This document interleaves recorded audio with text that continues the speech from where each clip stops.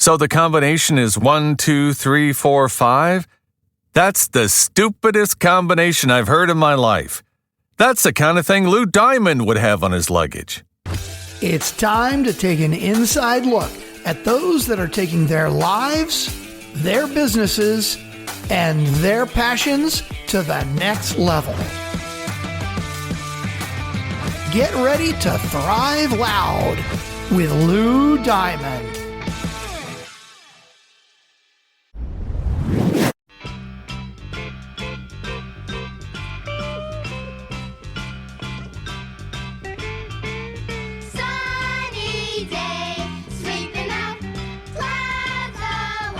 Welcome, everyone, to another spectacular episode of Thrive Loud with Lou Diamond, connecting you to the most inspiring and amazing people that are thriving each and every day.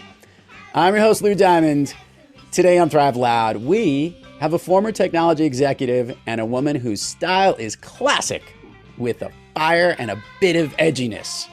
She's the founder of The Lens Leadership, providing leadership coaching and consulting services to organizations and top performers who want to step up to a bigger game. She's the author of Lessons in Life and Leadership. Women leaders offer a lifetime of wisdom to work and live by. She sees the world with the straight up honesty and spirit of a Brooklyn native, combined with the California wellness cool and at a global scale. That is such a badass and valid description of this individual. It's like spot on. She's got grit. She's a fighter. She's a survivor. She's a leader. She is Alison Conigliaro-Hubbard.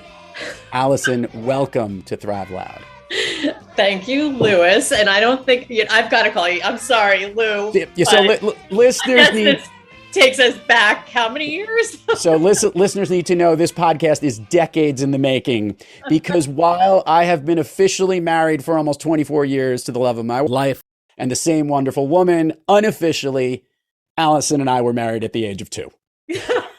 Exactly. And before I got here today, Lou, I mean, honestly, it's really hard for me not to call you Lewis, because that's how I knew you at the age of 2 when we got married. And this is very true. People in my family, everyone who knows me from like 17 years of age and younger, whoever knew me in that window will always call me by my full legal name, but everyone else from college and on has always called me Lou. So yes, Alison and I have known each other since we were little kids. We were like in like what I guess would be the old version of Mommy and Me version, classes or something like that. Is that right? Yeah, or like playgroup and day camp and all that kind of stuff in Brooklyn, New York.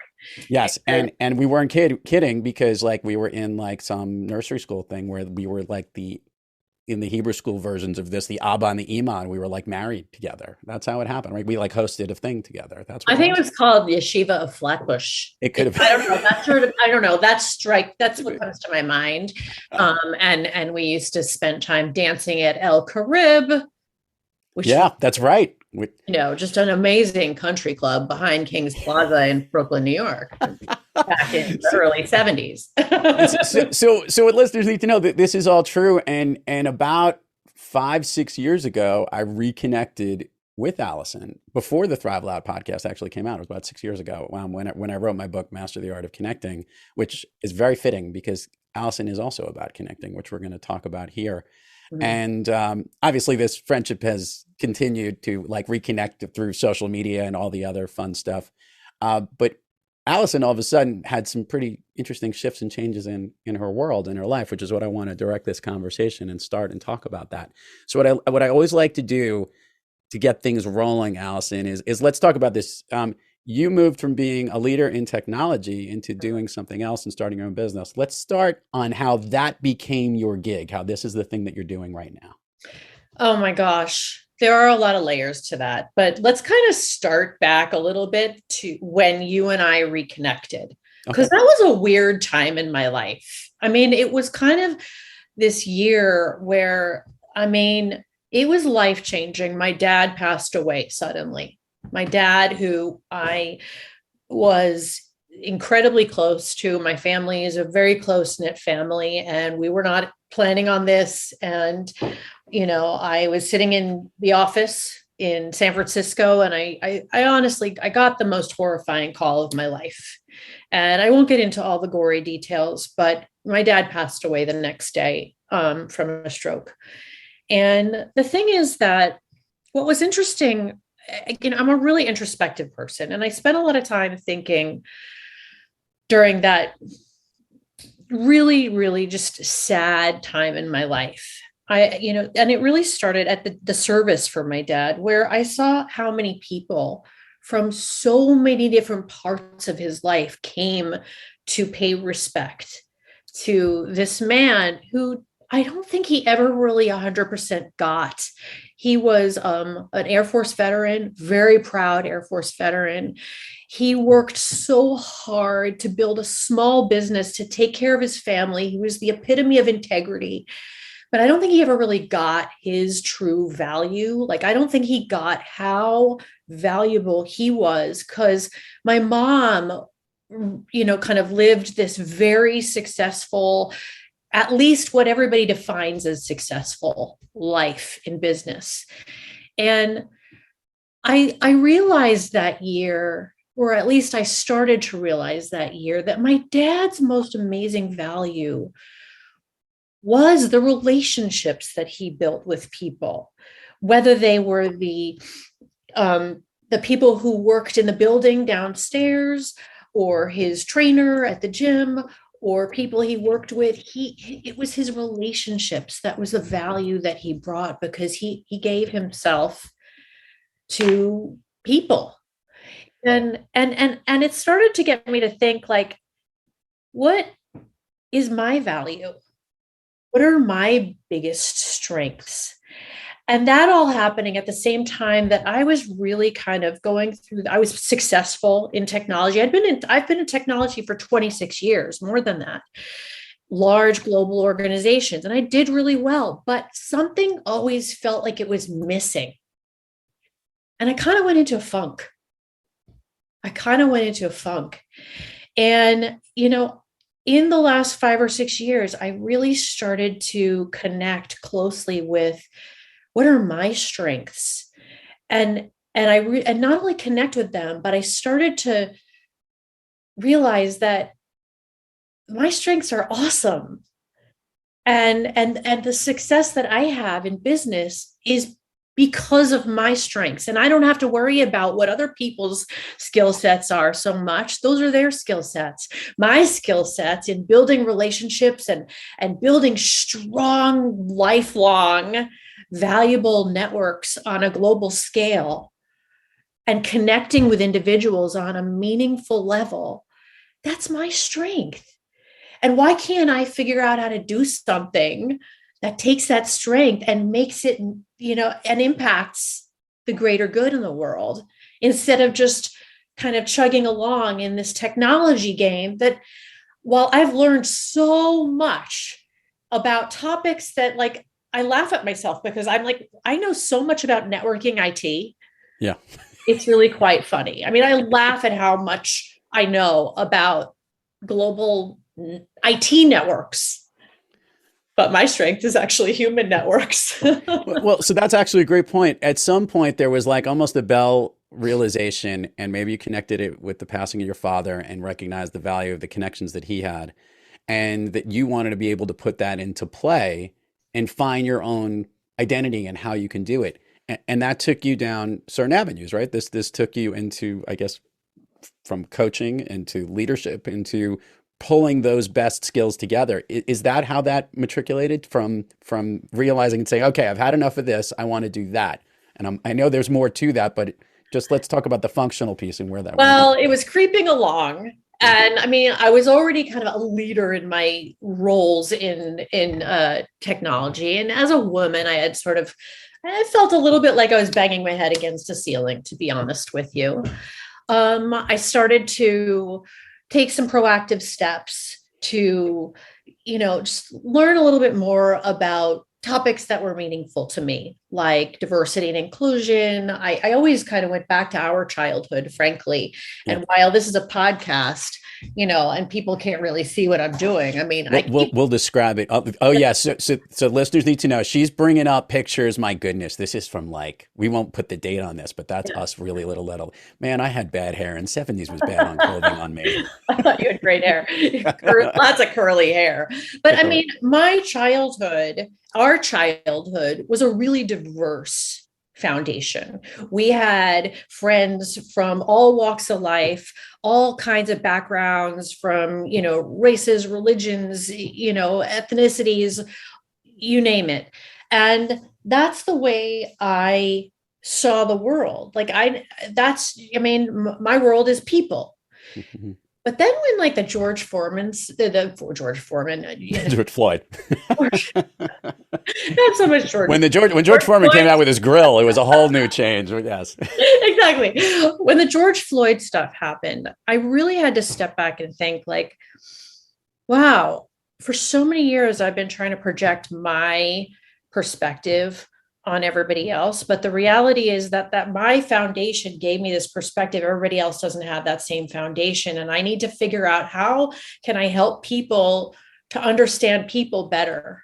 How can I help more people be able to expose themselves to how awesome just we are as human beings? And so I went, so interesting, another connection to you. I decided to, last year, a little bit more than a year ago, I enrolled in Cornell's diversity and inclusion program. You're a Cornell graduate. As are you now. I in actually 2 programs now. Right. I will say that this past spring, which was an eventful past spring, I also did their Executive Women in Leadership program. But something else happened kind of while I was embarking on this. It was December 4th it was December 3rd of last year.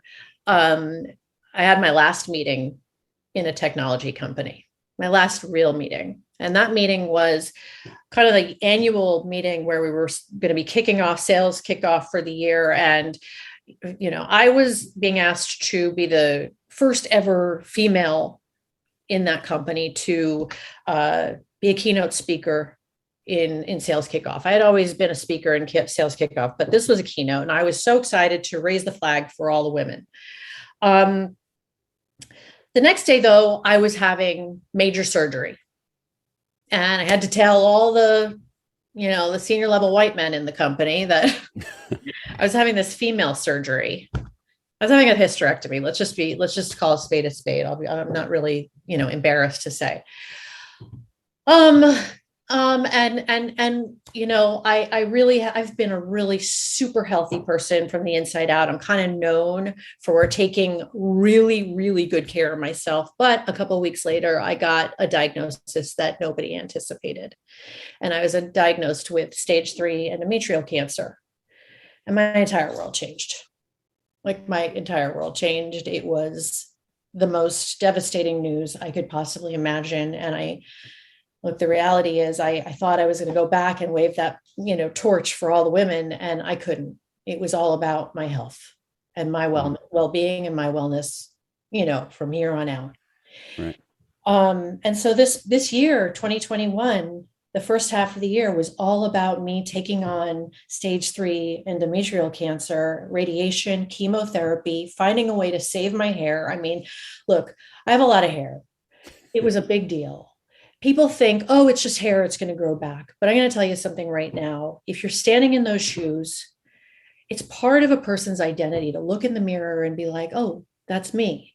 And if you don't recognize yourself when you look in the mirror, it's really hard to pick yourself up in the morning or to go on stage and speak in front of an audience without wondering how many people are sitting there thinking, oh, cancer patient. Anyway, so we can get into the cancer stuff, somehow I save the hair later, but in the middle of treatment, where I had truly made a decision that my choices were going to be all about me getting through this in the most positive way I possibly can. I made choices not just to get the clinical care, but also to get the kind of care that would enable me to eliminate or reduce my stress, because I knew that stress was going to create more problems for me. It would also help, not help my hair for that matter. So I made choices throughout this. I also chose to go do this women's leadership program during chemotherapy. And I realized halfway through cancer treatment, that was hard cancer treatment. I was less stressed going through cancer treatment than I was in my job. Wow. And it was right then and there that I said, you know what? I love all the people I work with, but I can't go back. I can't go back. I got the rest of my life. I've got to make the choices for Alison. And I am great at encouraging people and inspiring people and holding people up to a greater possibility and motivating people. I got to do something about that. And so I knew kind of halfway through that I was going to take what I was learning in DEI and in the women's leadership program at Cornell and all the things I had learned over 26 years in technology and before that, and I was going to turn it into my own business. I want to go ask this question, and this is I don't think we have an answer to this, but I have a feeling you have an opinion on this. Mm-hmm. To someone who is as conscious about your health and wellness from your California wellness cool side of you, and recognizing that with all the stress of other stuff before that decision was made, and the stress of your job, the stuff of where you were, do you think your body was screaming out to you what you went through? And obviously, like, we don't know how cancer really works wherever it is, but could it be something that deep inside, that the unhappiness of not doing what you're meant to be doing and put on this planet, or not living your fullest and having so much more out there, that stuff that was keeping inside, could that be related to that? Because I've had that conversation with others, and some say yes. We don't really know, but do you think it could have contributed? I think contributed. Yeah. I think contributed. What we've learned is that I do have a genetic mutation called Lynch syndrome, and I'll call attention to it because a lot more people have it than know that they have it. It happens to be something that, makes me a little bit more susceptible to certain kinds of cancer. I don't have certain body parts right now, anymore. So that helps. But the good news about Lynch syndrome is now that I know, I can get checked on a pretty regular basis and keep, cancer at bay.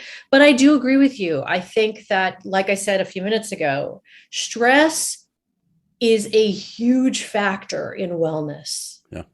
And our ability to find ways to manage stress is so important in our ability to create greater outcomes in anything that we're doing.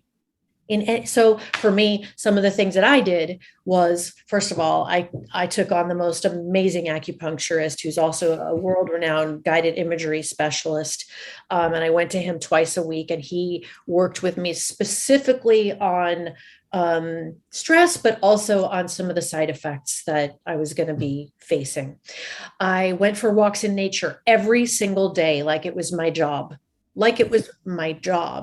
I also learned how to take myself quietly to my favorite place in the world.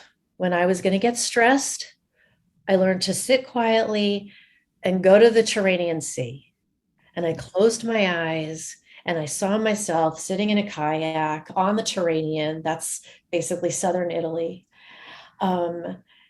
Looking at the blue water, the azure water. And oh, by the way, those colors are what made up my brand for my company. And I smelled it, and I felt it. And I really took myself fully there, and it calmed me. And it really was a place that I could go anytime throughout this whole cancer journey that would enable me to eliminate all of the worries of the day. You today are past this. You've survived through it. And for the listeners who can't see this, but we'll do some video clips of this stuff. She definitely still has a lot of hair, and it's very prominent. You want to know what? So I did this thing called cold capping, right? And what cold capping is, for people who don't know, is it is a process that you're not guaranteed to keep your hair, but it is a process that works. It worked for me. That with discipline and applying dry ice caps to my head for 11 and a half hours on chemo days. I had somebody helping me, and they had to change the caps every 25 minutes for 11 and a half hours on chemo days. I am, yes. And the whole goal was I had to wait for 6 months post my last chemo to get my hair done. So you can see I have a lot of roots today. Next I'm Wednesday, jealous all around. Don't worry about it. You have hair. It's all good to me. To me, it's just the general idea of it is phenomenal. But next Wednesday, Lou, is my hair appointment. Ah, the big day. Okay. I want to before, I'm sure you will document it in social and a before and after.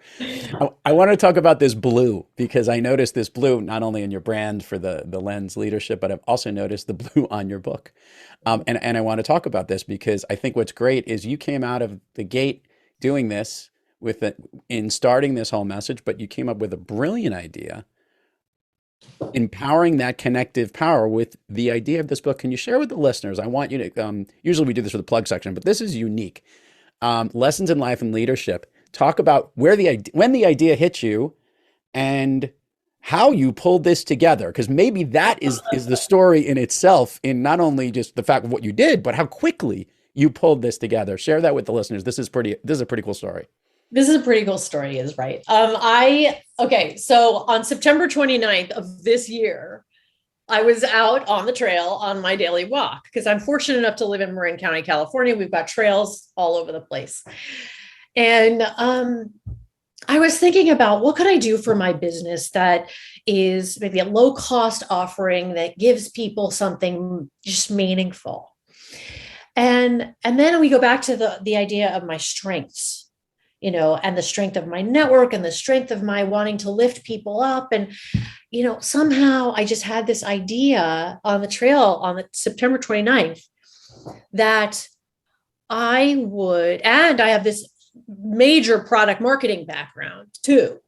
And so I decided, I think I could probably pull this off. I'm going to build a book with the most amazing lessons learned from women leaders. And I know a lot of women leaders. And so the day after, I put a very systematic note together to about 75 women in my network around the world who I kind of hand selected for this. And I was very specific. This is what I'm doing.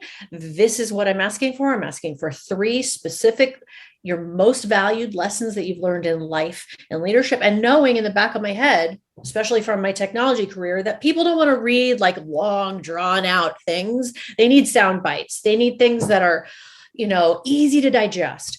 I said 75 words or less per lesson. And I want it by October 22nd.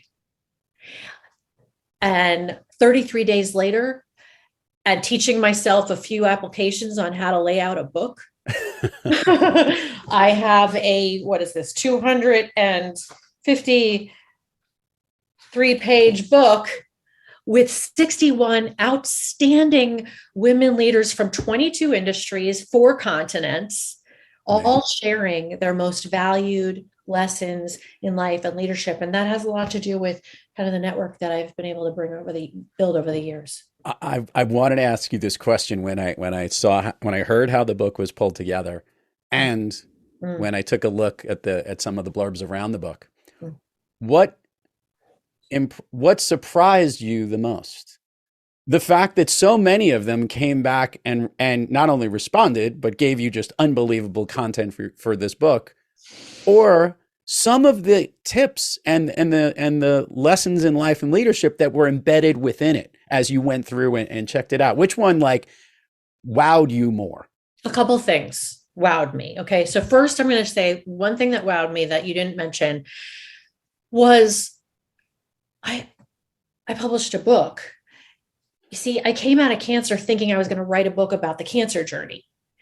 And I was like, this is not right. This is not right. I don't like that. Blah, blah, blah. And I said, I need to put cancer aside for a couple quarters, and then I'll come back to this. And all of a sudden, in 33 days, there's a book. I thought, that was a bucket list thing. I was going to write a book, but now I feel like I can write lots of books. So the second thing is, and the moral of that is, it doesn't have to look a certain way. No. In order to find success. You can step outside of what seems obvious, see things through a different lens, and all of a sudden create the outcome. So the next thing was, we had, I don't know, in the news, you may have heard that we had this insanely tumultuous rainstorm. Yes. Like in October. And here on the mountain on Mount Tam, we had about 27 inches in 2 days. And so I was locked inside laying out this book. And I'm going through all of these amazing inputs from all these just outstanding people in different roles and different places in life. And I was inspired myself by just listening to the amazing thoughts and lessons and ideas from such a wide variety of women who lead in their lives. And what a great opportunity for so many people and companies to leverage these lessons to take into their life. And so, I mean, I just was, I got through that book that weekend, and I was just incredibly inspired myself.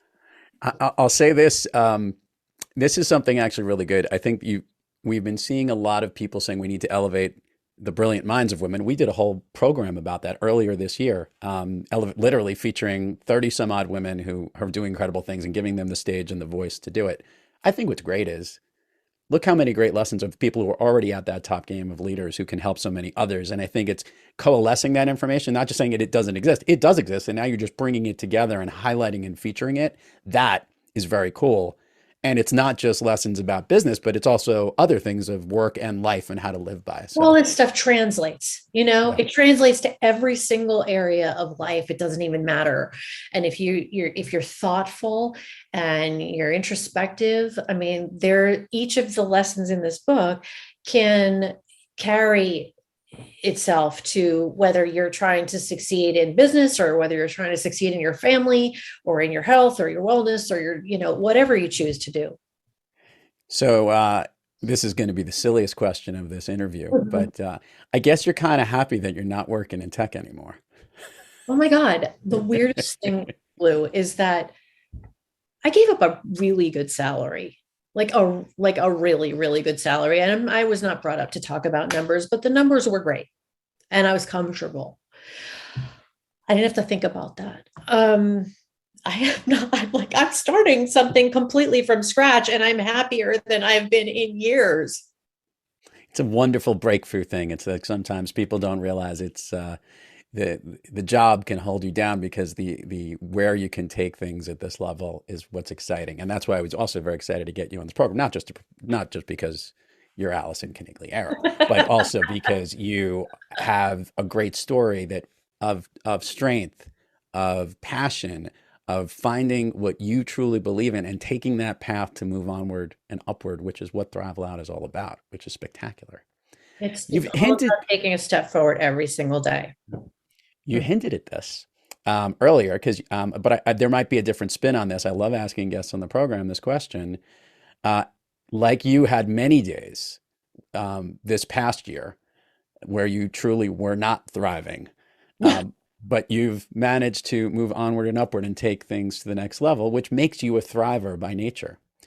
On those days when you're having trouble thriving and things aren't going that way and you don't have that positive outlook, what practice do you seek, or which individual do you seek out to get yourself back on that thriving track? Well, I think I might know where you're going with this, but I mean, I probably have some of my own personal practices where I really do, I always call this negative voice. I point to my shoulder because I don't know, we're both old enough to remember the Flintstones, and there was like Fred Flintstone. Well, not so much Kazoo, but Fred Flintstone had the angel Fred Flintstone and the devil Fred Flintstone. So I always talk about that like saboteur thing as the devil Fred Flintstone on my shoulder. When he's there, I'm like, okay, he's there again. And I really just have to go to those kind of personal places that I talked about earlier and know and trust the process. I'm going to come out of it. Look at all the things that I've accomplished. I mean, I'm being irrational right now. Look at all the things I've accomplished. But yes, I do have somebody I call. I mean, I tend to call my mom. My mom and I are really close. I knew you were going there anyway. My mom and I are really close. My mom, most people that know me know that I have an incredibly strong, close, connected relationship with my mom, Laura Conigliaro. She had an amazing career on Wall Street, and she sits on boards. But more importantly, she's an amazing human being with awesome. A big, huge heart. And at the time we're recording this, by the way, we got our fingers crossed. She had a tough week this past week, and we're wishing her well. So giving her good positive vibes, sending out through the stream waves, whatever they call the air. You can't say airwaves. I guess it's like the stream waves would work. The network. Allison, let's do this. Yeah, the network, exactly. So let's do this. We're going to do the admin part of the show. I want you to share with the listeners all the places people can learn about you, the Lens Leadership, your book, websites, URLs, socials, all that stuff. We will put it all in the show notes, but it always gets more engagement when they hear it from you.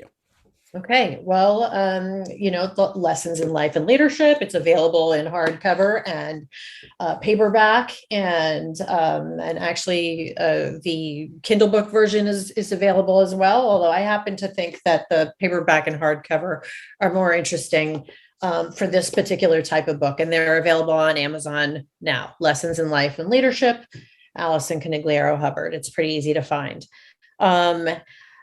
I am building the Lens Leadership handle on Instagram now. It's relatively early, but it is _lens_leadership.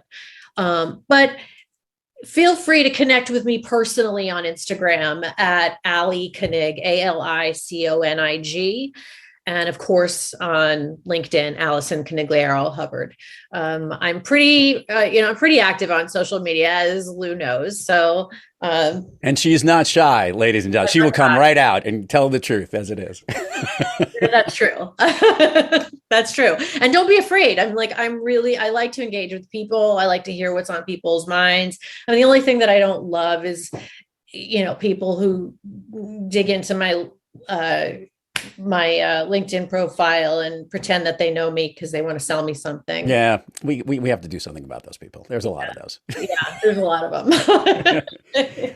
Alison Conigliaro, are you prepared to go down Fun Street with me here today? Oh, sure. I can't wait to find out what we're doing. So first of all, we're going to start things off here because I actually want you to share with the listeners the 3 movies that you provided are 3 of your favorites, because this is range, by the way. I don't know if you remembered what they were. Do you remember the 3 movies you shared with me? I think I'm going to remember because I'm probably pretty sure on what my favorite 3 movies are. Okay. The Godfather, Part 1, When Harry Met Sally, and Cinema Paradiso. Wow. Which, by the way, the Italian version of Cinema Paradiso. All right. So I want you to tell me why these movies, each one of them, connects with you. Oh my. Well, when I was growing up, I was just such a Marlon Brando fan, and I used to be an actor, and I was just a real fan of, method actors. And so Marlon Brando was kind of my first favorite actor in general. And all of the actors in The Godfather and Godfather Part 2 were always, as far as I was concerned, the best of the best. Yeah. That's still true today. And my dad loved The Godfather, and I don't know. It just was, as a kid, it just became one of my favorite movies that I watched again and again and again. When Harry Met Sally. When Harry Met Sally, I love that movie, and I love the characters. And when I was acting out of college, I would choose monologues from When Harry Met Sally, and I would sit down and and do them, and not the ones that you're thinking about. Right. I like to talk about baby fish mouth, and too much paprika in my And there's a cameo with your favorite football team in that movie too. That's right, because there's a scene at Giant Stadium, right? The Giants game. Doing the wave. It's one of my favorite things where they start standing up mid-sentence. I had a feeling you were going to bring up the Giants. I don't know. It's coming. It's coming. It's coming. All right. We'll talk about that. And Cinema Paradiso. Cinema Paradiso. I lived in Italy. I lived in a small town in Italy in college for over a year. And I learned how to speak Italian because it wasn't Rome and it wasn't Florence. It was L'Aquila in the Abruzzo region. And I was just so connected to the culture in Italy. And Cinema Paradiso came out right around that time and actually won Best Foreign Film, I believe, in 1988 or 89, something like that. And I bawled every single time I watched some of the montages in that movie. And it just brought me to this small town culture in Italy that fills me up with lots of good memories. So the last part of Fun Street is what we call the speed round here, Alison. And the way this works is I want you to answer the first thing that comes to your mind. And most of these questions are things that lift you up, motivate you, make you feel good. They basically make you thrive. All right. And I've got a little bit of a different version than what I normally do on the program. Are you ready? Fun. Okay. Of late, a song that you love to hear, or maybe one that's your jam right now. Oh my God. I don't know. I made her more stressed about this than anything in the entire world. I don't know. What was I know, but it's not like a recent song. But I was running around the house the other day, kind of doing. I was doing a parade with my mom and my brother to some reggae song. I like it. Was, but anyway. Some reggae tune that we will name later when you'll remember what it is. Dreadlock Holiday. Oh, there you go. I like that song. That's a good one. We're going to break this up into different categories. Okay. I normally ask what's your favorite food and that's not a dessert and what's your favorite dessert, but I'm going to ask it with a different category. What's your favorite food that you can get in Northern California? There's a wonderful sushi restaurant called Village Sake in Fairfax, California, in Marin County. It's a little tiny place, and of course, they've had to evolve a little bit with COVID.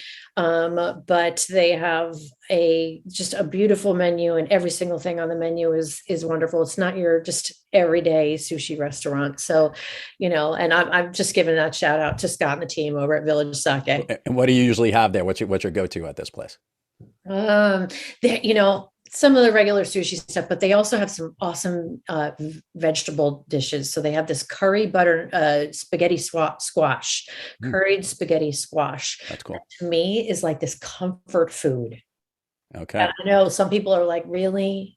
No, but that sounds good. But it's like a bowl of that is warm comfort food to me. So what's your favorite food that you can get here on this side of the coast in New York City, Brooklyn, whatever it might be? Okay, well, I'm gonna sort of alter the answer to that a little bit to my favorite food, because I'm pretty restrictive as far as the types of things I put into my body. But I do have this thing that I sometimes put on social media, like once a year. I put on social media, what is your death row meal? And so my death row meal is like pure, and it has to be like old school New York bagels, lox, whitefish, Jarlsberg, tomato, the whole spread, but it has to be like pure old school Brooklyn, Lower East Side, that vibe. I like it. By the way, I was literally in the Lower East Side last night, and we had my wife and I had dinner at Beauty in Essex, which was amazing. But we were looking around at the area and seeing all the morning and breakfast places. We were kind of like, maybe we should stay till breakfast. An activity you wish you did more of? Oh, well, kayaking in the Mediterranean, frankly. And given the fact that we've been 2 years without really going, I mean, I went to New York to see my mom last week, as you know, because of this accident. But that was my first airplane trip in 2 years, practically. And so I am dying to get out. I am dying to get out of here and travel anywhere you can travel. Do something active in the Mediterranean. Like, I love hiking some of the hills in the Mediterranean, above the Mediterranean, and I love kayaking in the Mediterranean. It's just, that's my place. An activity you wish you did less of. Oh, an activity I wish I did less of, sitting in my office, probably sitting in my office. If I could snap my fingers and you could be anywhere in the world, where is Alison? I'm usually in Positano, Italy. I'm usually in Positano. I could sit there and say, like, I'd like to be in Santorini too, because, give or take what kind of food I want that day. But it's usually some kind of Mediterranean food. I am a pure Mediterranean diet person. And it's not a diet, it's just my way of life. The last question we're here in the speed round here. We're gonna go to your favorite team. She is a loyal Giants fan. I have never seen anybody who can talk more specifics about a football team better, specifically one who's as far away as she is with that. Okay, what's your favorite moment in Giants history? Your favorite moment? Oh my gosh. The Giants. And this is the football Giants for the listeners, not the baseball one in San Francisco. Yeah. That might to clarify that. She's blue. Giants. Yeah. I mean, I'm going to sound weird, but everything about the Super Bowl 42 team for me, because while I could sit there and say, and some of my favorite Giants in history were, the 1986, 87 team and 91 teams, because Joe Morris was a good friend of mine, and I've become good friends with Mark Collins, and some of these guys are just, I love them. But Super Bowl 42, I was an adult. I had many more fully baked thoughts about football at that point. And as a leader, frankly, the way Tom Coughlin approached that particular year, and the fact that after the previous year, he kind of sat down and he changed his approach in order to change the outcome of the team. And the team responded because he changed his approach. I have found that team such a fascinating team to study for business purposes, as a leader, for teamwork, all of those kinds of things. And I love that. And then, of course, we got to the Super Bowl and we get the catch with Dave Tyree, and we've got Plaxico catching the ball in the end zone to finish out the game. And I mean, and we have Eli escaping from, this crazy, defensive line that was trying to get him, on the ground. So someone had said they've got it now because there's so many Super Bowls that was obviously both Giant Patriot games were unbelievable, but that one specifically was just you couldn't believe what was happening as the game was going on, and it was such a surprise at that part. So it was such an awesome year, and I was so I had so many superstitions that year, and I lived them to the T every single moment. I had to watch games a very certain way that year, and that's why they won. Listeners, I say this message to the listeners right now because, I learned this from podcasting great Bill Simmons. He says, every now and then we do an episode for us. Well, this one was one for me. But you, the listeners, got to benefit from it because having Alison Conigliaro-Hubbard on the program has been spectacular. Your story is great. You exemplify what Thriving Loud is all about.